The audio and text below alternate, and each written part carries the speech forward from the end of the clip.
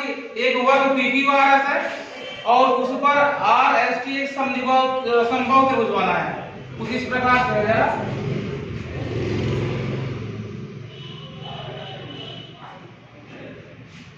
ये PQRS आपका एक वर्ग है और इस पर बना है बेटा एक समद्विबाहु त्रिभुज।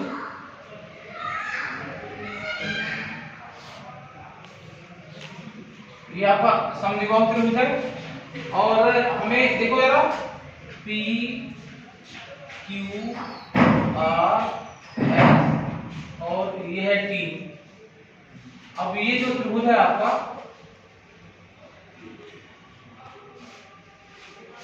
और दूसरा त्रिभुज है बेटा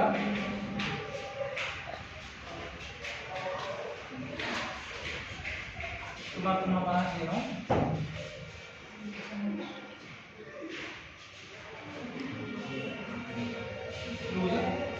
तो देखिए हमें सिद्ध करना है, इस चित्र में है क्या बेटा कि PQRS एक वर्ग है। वर्ग में जानते हैं आप सभी भुजाएं बराबर होती हैं और प्रत्येक कोण इसका समकोण होता है, 90 अंश का होता है। और इसके ऊपर जो त्रिभुज बना है वो आपका समबाहु त्रिभुज है। अब इस आधार पर जो समबाहु त्रिभुज हमारा जो RST है, इसकी भी तीनों भुजाएं बराबर होंगी।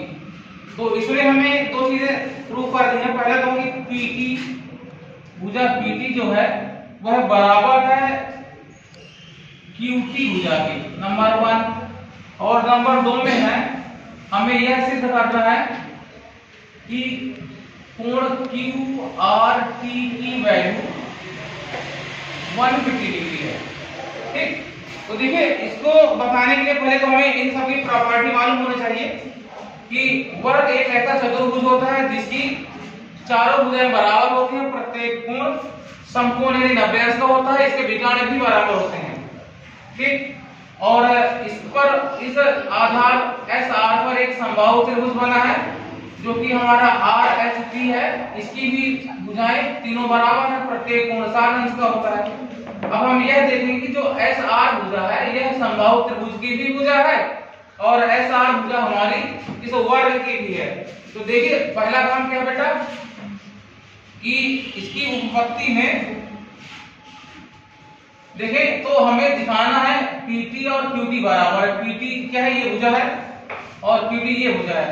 तो देखिए मैं बताऊं आपको कि हमने आपको बताया था कि सर्वांग समता के 4 रूप बताए थे। पहला रूप क्या था कि दो त्रिभुज किन किन दशाओं में सर्वांग सम होते हैं।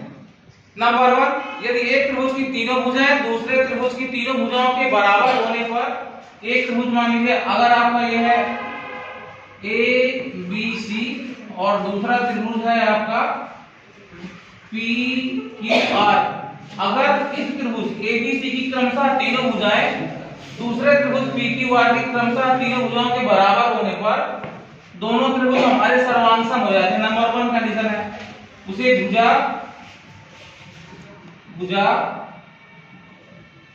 भुजा सर्वांग समता का रूप दिया जाता है भाई। दूसरी कंडीशन ये होती है कि अगर इस त्रिभुज ABC की दो भुजा, कोई भी दो भुजा और उनके बीच का कोण त्रिभुज PQR की कोई भी दो भुजा और उनके बीच के कोण के बराबर होने पर दोनों त्रिभुज हमारे सर्वांग सम हो जाते हैं। इसको कहा जाता है, कोई दो भुजा और उनके बीच का कोण लिया तो ये हो जाएगा बेटा भुजा कोण भुजा सर्वांग समता। ठीक, नंबर 3 में होता है बेटा कि हम दो कोण, एक त्रिभुज के दो कोण और उनके मध्यस्थ भुजा दूसरे त्रिभुज के दो कोण उनके मध्यस्थ भुजा के बराबर होने पर दोनों त्रिभुज सर्वांग सम हो जाते हैं। तो ये हो जाएगा कोण भुजा कोण सर्वांग समता। ठीक, और जो तीन सर्वांग समताओं के फॉर्म तो मैंने बता ही दिए। चौथी जो सर्वांग समता का रूप होता है वो विशेष रूप से होता है समकोण त्रिभुज के लिए। वो क्या होता है कि अगर अपने पास कोई दो समकोण त्रिभुज है, अपने पास अगर कोई दो समकोण त्रिभुज है, मान लीजिए ABC ये हमारा समकोण त्रिभुज है जिसका कोण भी समकोण है, ये PQR समकोण त्रिभुज है जिसका कोण Q समकोण है। तो बेटा कोई भी दो समकोण त्रिभुज आपके सर्वांग सम होंगे यदि उन दोनों त्रिभुजों का कर्ण और एक समकोण बनाने वाली भुजा, कर्ण और एक समकोण बनाने वाली भुजा। समकोण बनाने वाली भुजाएं कौन कौन सी होती हैं?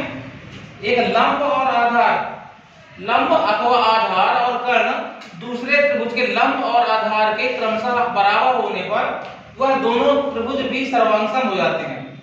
इस गुण को समकोण त्रिभुज की सर्वांगसमता के नाम से जाना जाता है। ठीक, अब इन कंडीशनों का प्रयोग हमें तब करना है जब हमें किन्हीं दो त्रिभुजों के कोई भी अंग विशेषकर कोण अथवा भुजाएं बराबर दिखानी हो। उस दशा में हम इन समकोण त्रिभुजों की सर्वांगसमता है या त्रिभुजों की सर्वांगसमता है, इनका प्रयोग करेंगे। अब देखिए, मैं आपको बता रहा हूं कि जैसे हमें यह सिद्ध करना है कि भुजा PT बराबर है भुजा QT के, तो सबसे पहले तो यह देखना होगा कि जो भुजा PT है वह किस त्रिभुज के अंतर्गत आती है। तो PT भुजा ये है बेटा, इसमें त्रिभुज आता है PST, त्रिभुज आता है बेटा PST। वह जो दूसरी भुजा मुझे बराबर दिखानी है वो है QT भुजा, और QT जो भुजा है ये हमारा पार्ट है किस भुजा का, किस त्रिभुज का? QRT का। तो PST और त्रिभुज QRT, इन दोनों त्रिभुजों में हम सर्वांगसमता की रूप निश्चित करेंगे। तो सबसे पहले तो ये देखा जाए कि यहां पर से जो भुजा मेरी ये है QS, S और T भुजा जो है, ST भुजा यह बराबर है TR भुजा के, TR भुजा के बराबर है। और अगर दूसरी भुजा देखी जाए तो इस त्रिभुज PST में दूसरी भुजा हमारी कौन सी बेटा? PS भुजा। यह PS भुजा हमारी बराबर होगी RQ भुजा के। अब देखिए, जो भी हम यहाँ पर लिखेंगे, जो भी तर्क देगी उसका हमें साथ लिखना होता है। अब ST और TR क्यों बराबर है भाई? ST और TR क्यों बराबर है? क्योंकि ये दोनों ही भुजाएं समबाहु त्रिभुज SRT की भुजाएं हैं। लिख देंगे, चूंकि त्रिभुज SRT एक समबाहु त्रिभुज है, ये इस कारण से यह दोनों भुजाएं बराबर। भाई जो भी रीजन होगा उसको शो करना होता है। इसके बाद PS और RQ के बराबर है, क्यों? क्योंकि हमारा PQRS एक वर्ग था, क्योंकि PQRS एक वर्ग है। अब वर्ग की सभी भुजाएं बराबर होती हैं, इस वजह से वो भी बराबर हो गया। अच्छा, अब देखिए तीसरी भुजा, क्योंकि हमें यह बराबर दिखानी है, हमें इस भुजा को बराबर दिखाना है, इस कारण से हम इस भुजा को टच नहीं करेंगे। तो हमें भाई अब या तो तीन भुजाएं बराबर होनी चाहिए सर्वांगसम दिखाने के लिए। अगर तीन भुजा बराबर है तो उनके बीच का कोण होना चाहिए। तो अब जरा कोण पर हम विशेष ध्यान देंगे कि आप इन दोनों त्रिभुजों में देखेंगे PST और दूसरा त्रिभुज है हमारा QRT में जो कोण S है वो कोण R के बराबर है। क्यों? क्योंकि S और R दोनों ही वर्ग PQRS के कोण हैं और वर्ग का प्रत्येक कोण 90 अंश का होता है। तो कोण S भी 90 अंश का होगा, कोण R भी 90 अंश का होगा। ओके, इसके बाद हम देखें कि हमारे पास जो RST समबाहु त्रिभुज था, RST जो समबाहु त्रिभुज था, तो समबाहु त्रिभुज की प्रॉपर्टी हमें मालूम है कि इस त्रिभुज का प्रत्येक कोण 60 अंश का होता है। तो 60 अंश का ये हो गया, 60 अंश का ये R भी हो गया और 60 अंश का कोण ये पूरा T भी हो गया। अब चूंकि हमें सिर्फ लेना होता है PST, क्योंकि हम चर्चा कर रहे हैं त्रिभुज PST की, तो यह कोण आपका 90 + 60 ये कोण हो जाएगा आपका कोण PST। इसकी वैल्यू होगी बेटा 90 + 60, 90 और प्लस 60 ये हो जाएगा हमारा 150 डिग्री का। ठीक, इसी प्रकार से जरा मैं इस कोण को अगर देखूं त्रिभुज QRT में, तो कोण QRT की जो वैल्यू होगी वो भी 90 + 60 करके बनेगी। 90 + 60 ये हो गया हमारा 150 डिग्री का। अच्छा अब अगर देखें तो त्रिभुज PST में कोण PST और QRT में कोण जो QRT है उन दोनों की वैल्यू बराबर हो गई। मतलब ये हुआ कि कोण PST बराबर कोण QRT के हो गया। ठीक। अच्छा अब देखिए जो मैंने पहले ही बताया था आपसे कि कोई दो त्रिभुज सर्वांग किस दशा में होते हैं तो उनमें से एक कंडीशन हमें मालूम हो गई भाई कि इन दो त्रिभुजों की क्रमशः दो भुजाएं और उनके बीच के कोण बराबर है। इस वजह से त्रिभुज आपका त्रिभुज PST ये हो जाएगा सर्वांग त्रिभुज किसके बेटा QRT की QRT। अब देखिए इसमें ये दोनों त्रिभुज सर्वांग हुए और ये सर्वांग समता का कौन सा नियम इसमें हमने लगाया भुजा कोण भुजा सर्वांग समता से। ठीक। अच्छा अब ये दोनों त्रिभुज सर्वांग सम हो गए अर्थात इन दोनों त्रिभुजों के सभी भाग पूर्णतः बराबर हो गए। अब बेटा अगर पूरे भाग बराबर हो गए तो तीसरी भुजा क्या होगी थी इनकी तीसरी भुजा PRT त्रिभुज की थी हमारे PST त्रिभुज की PT और तीसरी भुजा QRT त्रिभुज में थी TQ। इसको लिख देंगे CPCT common part of congruent triangle. इस वजह से हमारी ये जो तीसरी भुजाएं थी जो हमें सिद्ध करना था वो आपका सिद्ध हो गया। और देखिए जो दूसरा पॉइंट है सिद्ध करने के लिए QRT की वैल्यू 150 डिग्री। तो इसमें मैंने बताया कि कोण S आपका इसको मैं पुनः एक बार देखेंगे तो मैंने पहले ही आपको समझा दिया है। सेकेंड पॉइंट था कि जैसे लिखा कोण QRT बराबर ये देखिए QRT ये देखिए दो कोणों से मिलकर के बना है। एक तो हमारा कोण R है दूसरा कोण R ये आपका चतुर्भुज का है समबाहु चतुर्भुज का। तो ये हो जाएगा आपका इसकी वैल्यू थी बेटा 90 डिग्री और इसकी वैल्यू थी हमारे 60। ये मैंने पहले ही बताया था एक बार पुनः बता दिया ये हो जाएगा 150 डिग्री। इस तरह से आपका ये दोनों ऑप्शन जो दिए गए क्वेश्चन में सॉल्व करने के पूरे हो गए। कि देखिए अगला क्वेश्चन है आपका कि भुजा BC बराबर AC का एक समद्विबाहु त्रिभुज है। 6 नंबर में एक समद्विबाहु त्रिभुज है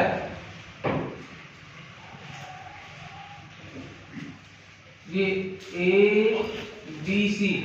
इसमें क्या दिया बेटा BC भुजा BC बराबर AC दिया है।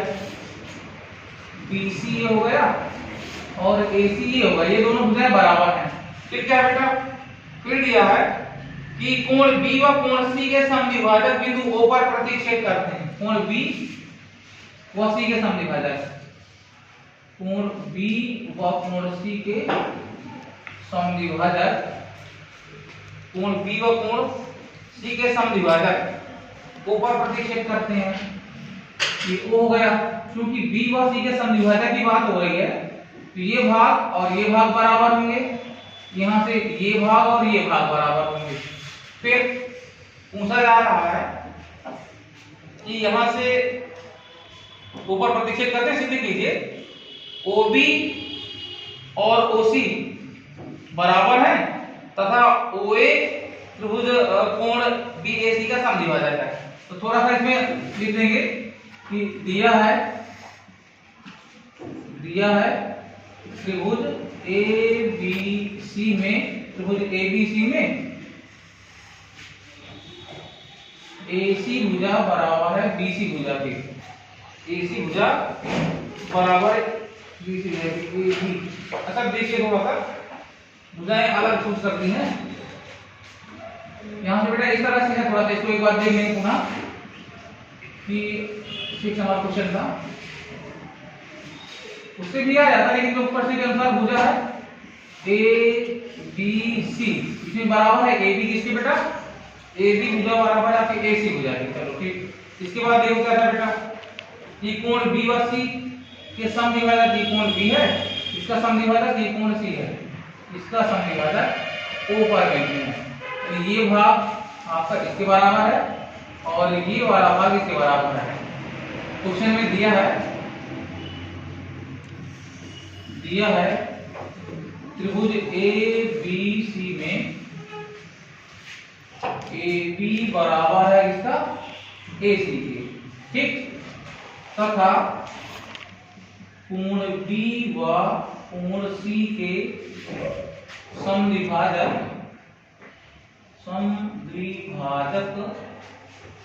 बिंदु O पर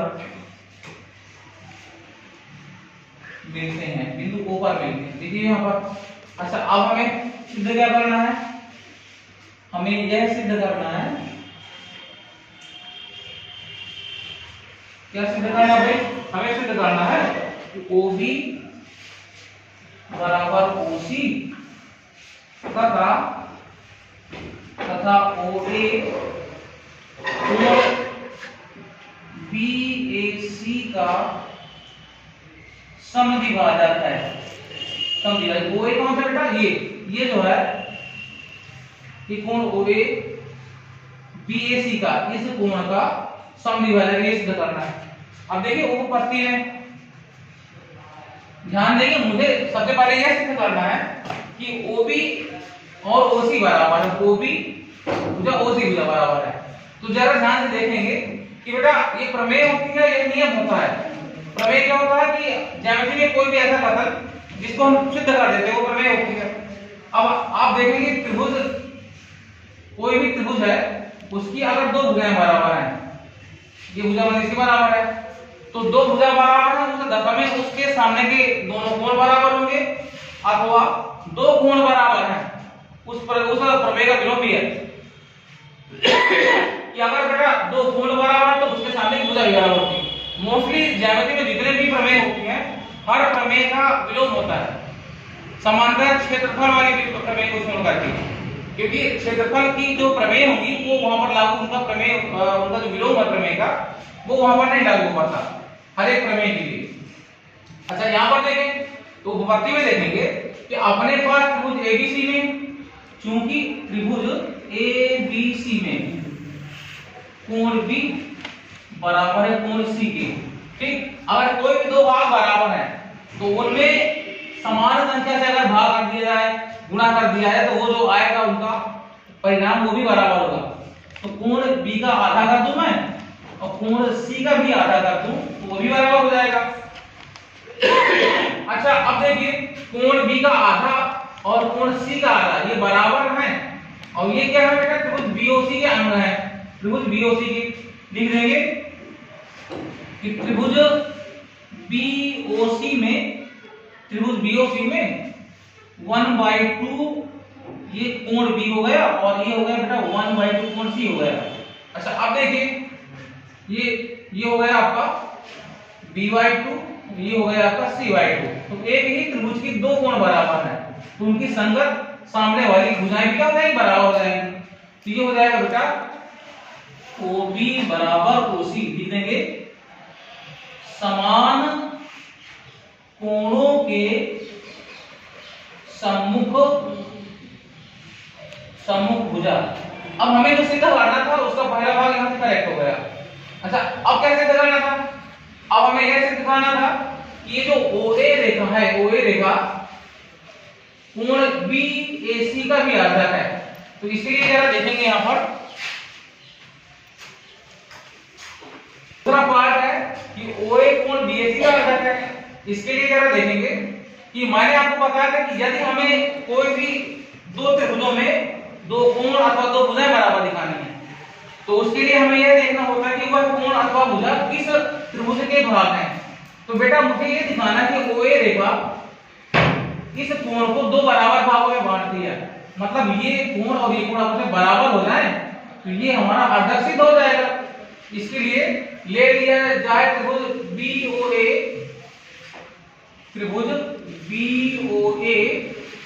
व त्रिभुज COA में, इन दो त्रिभुजों में देखा जाए तो क्या क्या समानता दिखती है? अब इन दो त्रिभुजों में हमें दिखाना होगा कि सर्वांग समता के कौन कौन से नियम हमें मिल सकते हैं। तो पहला नियम तो था हमारा भुजा भुजा भुजा, यानी एक त्रिभुज की तीन भुजाएं दूसरे त्रिभुज की तीन भुजाओं के बराबर होने पर दोनों त्रिभुज सर्वांगसम हो जाते हैं। दूसरा नियम था अपना, यदि एक त्रिभुज की दो भुजा और उनके बीच का कोण दूसरे त्रिभुज की दो भुजा और उनके बीच के कोण के बराबर होने पर भी दोनों त्रिभुज सर्वांगसम हो जाते हैं। और तीसरा अंतिम नियम यह है बेटा कि अगर किसी एक त्रिभुज में दो कोण और उनके मध्यस्थ भुजा दूसरे त्रिभुज के दो कोण और उनके मध्यस्थ भुजा के क्रमशः बराबर होने पर वह दोनों त्रिभुज सर्वांगसम हो जाते हैं। और जब हमारे ये दोनों त्रिभुज सर्वांगसम हो जाएंगे तो ये सिद्ध हो जाएगा कि यह भाग इसके बराबर है, ये कोण इसके बराबर। तो बराबर कब होगा? जब ये समद्विभाजक का काम करेगा। तो इसलिए देखा जाए क्या क्या बराबर है। तो हमने पूर्व में सिद्ध कर दिया है कि OB और OC बराबर है। तो देखो बेटा इस भुजा में आएगा, इस त्रिभुज में इसकी भुजा है OB बराबर OC, ठीक। अब ये पूर्व में हमने सिद्ध कर दिया है। अच्छा और क्या देखें, इसमें और एक चीज ये दिया था कि AB और AC बराबर है, AB बराबर है AC के, ये दिया था पूर्व में। ये देखिए ये क्वेश्चन में दिया है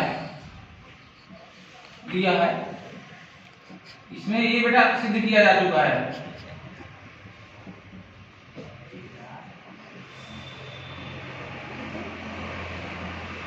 ठीक। अच्छा और देखिए हमने ये भी सिद्ध किया है कि ये जो OB और OC भुजाएं हैं ये कोण B और कोण C के आधार थे। तो जो चूंकि कोण B और कोण C के आधार थे तो B/2 ये हुआ और B/2 भाग ये भी हो जाएगा। ये C/2 है तो ये भी भाग आपका C/2 हो जाएगा। तो अब देखिए बेटा कि यहां से ABO कोण ABO ये बराबर हो जाएगा ACO के। ACO क्यों बराबर है? क्योंकि ये आपका B का आधा भाग है, वो आपका C का आधा भाग है। अब देखिए जरा सर्वांग समता का जो नियम बताया गया था कि इन्हीं दो त्रिभुजों में दो भुजा और उनके बीच का कोण, तो जरा ABO त्रिभुज में देखेंगे तो भुजा AB और उनके बीच का कोण B/2 और दूसरी भुजा हमारी है OB। ये दो भुजाएं क्रमशः OC और AC के बीच बनने वाले C/2 कोण के बराबर है, भुजा भी बराबर है। इस वजह से आपका त्रिभुज BOA ये सर्वांगसम हो जाएगा त्रिभुज COA के। जब ये सर्वांगसम हो गए तो कौन सी सर्वांग समता लगाई हमने? भुजा कोण भुजा, भुजा कोण भुजा सर्वांग समता से ये आपका सर्वांगसम हो गया त्रिभुज। अब मुझे दिखाना ये था कि क्या OA इसका आधार है कि नहीं। तो जब ये दोनों त्रिभुज बराबर हो गए, सर्वांगसम हो गए, तो BAO ये भाग कोण BAO बराबर हो जाएगा CAO के, कोण CAO के। अब ये दोनों बराबर हो गए, लिख सकते हैं CPCT congruent part of congruent triangle. अब जब बेटा आप खुद ही देखिए कि जब ये भाग बराबर है तो इस पूरे भाग को आधा ये रेखा कर रही है कोई, यहां से ये सिद्ध हो गया। लिखेंगे अतः OA कोण BAC का आधा है।